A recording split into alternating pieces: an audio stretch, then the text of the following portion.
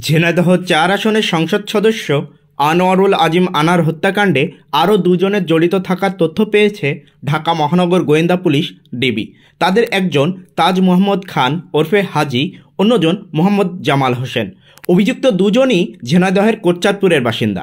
MP আনার খুনের ঘটনায় মূল পরিকল্পনাকারী হিসেবে চিহ্নিত মোহাম্মদ আখতারুজ্জামান ওরফে শাহিনের বাড়িও একই এলাকায়। এ হত্যার ঘটনা তদন্তে নতুন করে দুজনের সম্পৃক্ততার বিষয়ে তথ্য মিলল। ডিবি সূত্র বলছে, তাজ ও জামাল দুজনে আখতারুজ্জামানের ঘনিষ্ঠ সহযোগী। খুনের ঘটনায় সন্দেহভাজন যে 10 আসামির ব্যাংক হিসাবে তথ্য অনুসন্ধানের সিদ্ধান্ত নিয়েছে ডিবি, সেখানে তাদের নাম রয়েছে। এরই মধ্যে 10 জনের ব্যাংক হিসাবে তথ্য সরবরাহ করতে নির্দেশ দিয়েছেন ঢাকা মহানগর দায়রা জজ। এদের মধ্যে এ দুজনের নামও রয়েছে। ডিবির আবেদনের পরিপ্রেক্ষিতে বাংলাদেশ ফাইন্যান্সিয়াল ইন্টেলিজেন্স ইউনিটকে এ নির্দেশ দিয়েছেন আদালত। যে 10 জনের ব্যাংক হিসাব খোঁজা হবে তাদের মধ্যে পলাতক রয়েছেন 5 জন।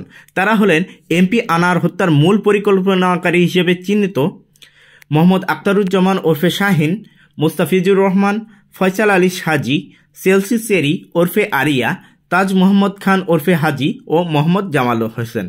এমপি আনার খুন হওয়ার পর গত 20 মে আখতারুজ্জামান ঢাকা থেকে প্রথমে দিল্লি যান। সেখানে থেকে নেপালের কাঠমান্ডু যান তিনি। এরপর দুবাই হয়ে তিনি যুক্তরাষ্ট্রে চলে গেছেন বলে ডিবির তদন্ত সংশ্লিষ্ট সূত্রগুলো জানতে পেরেছে। ডিবি সূত্র বলছে, সন্দেহভাজন আসামিদের মধ্যে মোস্তাফিজুর ও ফয়সাল সংসদ সদস্য খুন হওয়ার আগে গত 2 মে কলকাতায় যান। তারা দেশে ফিরে আসেন 19 মে। দুজনের বর্তমান অবস্থান এখন কোথায় সে বিষয়ে নিশ্চিত হওয়া যায়নি। দুজনের বাড়ি খুলনার ফুলতলায়। তাদের খুঁজছে ডিবি। খুনের পরিকল্পনা বাস্তবায়নকারী হিসেবে চিহ্নিত শিমুল ভূঁইয়ার বাড়িও একই এলাকায়। ব্যাংক লেনদেনের তথ্য চেয়ে ডিবির করা আবেদনের সন্দেহভাজন আরেক আসামি চেলসি চেরি, তিনিও এখন পলাতক। ব্যাংক হিসেবে তথ্য চাওয়া অন্য 5 জনের মধ্যে আমানুল্লাহ আমান ওরফে শিমুল ভূঁইয়া, তার ভাতিজা তানভীর ভূঁইয়া ও সিলিস্তি রহমানকে দ্বিতীয় দফায় রিমান্ডে নিয়ে জিজ্ঞাসাবাদ করছে ডিবি।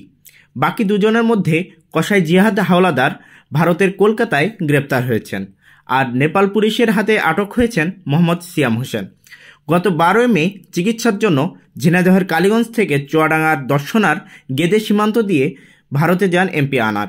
ওঠেন পশ্চিমবঙ্গে বরাহনগর থানার মণ্ডলপাড়া লেনে গোপাল বিশ্বাস নামে এক বন্ধুর বাড়িতে।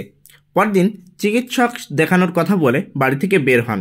এরপর থেকেই রহস্যজনকভাবে নিখোঁজ হন আনোয়ারুল আজিম আনার।